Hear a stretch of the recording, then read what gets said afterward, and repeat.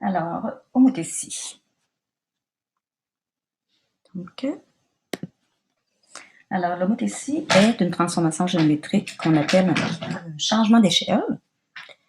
Alors, dans le plan cartésien, ça va se manifester de la façon suivante. C'est un changement d'échelle qui va être à la fois horizontal et à la fois vertical.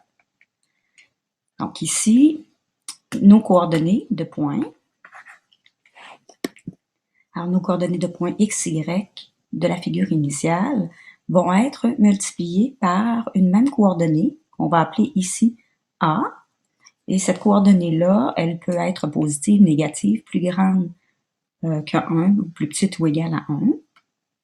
Et elle aura comme effet d'agrandir ou de réduire la figure, mais la figure va être semblable à la figure de départ.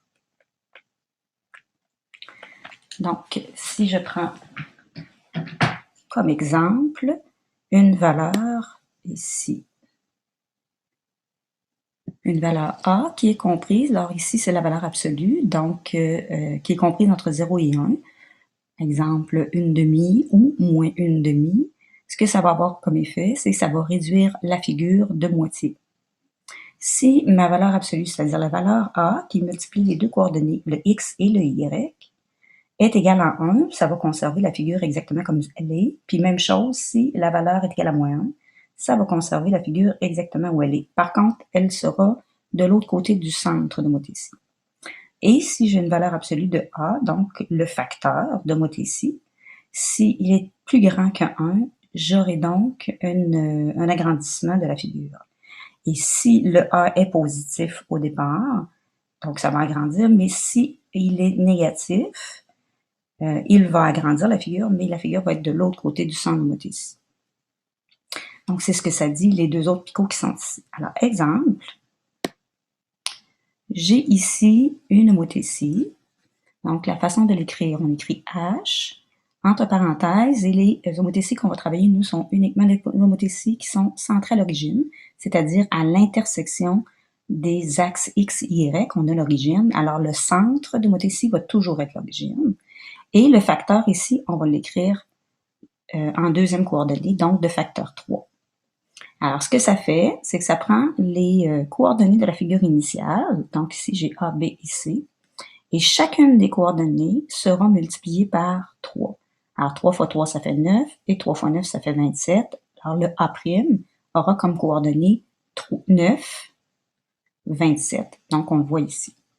Et on fait ça pour les coordonnées de chacun des points de la figure initiale. Et on voit ici que la figure, elle est à la fois plus large, à la fois plus haute.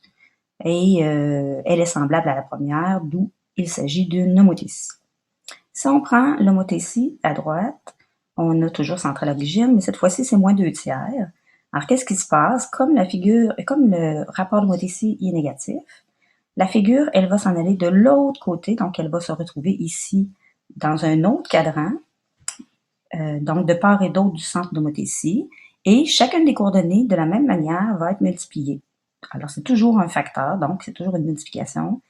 Chacune des coordonnées est multipliée par ce même facteur qui est moins 2/3. Alors, on va faire 8 fois moins 2/3, ce qui donne moins 2. Et on va faire 24 fois moins 2/3. Ici, donc pas moins 2, mais moins 4, pardon. Et fois moins 2/3 pour le 24, ça va donner moins 16. D'où le point A va se transformer en un point A' qui a comme coordonnée moins 4, moins 16. Donc, ce qu'on doit remarquer, donc, pour s'assurer qu'il s'agit d'une homothétie, il faut que les figures soient semblables et il faut que le facteur qui multiplie à la fois les deux coordonnées.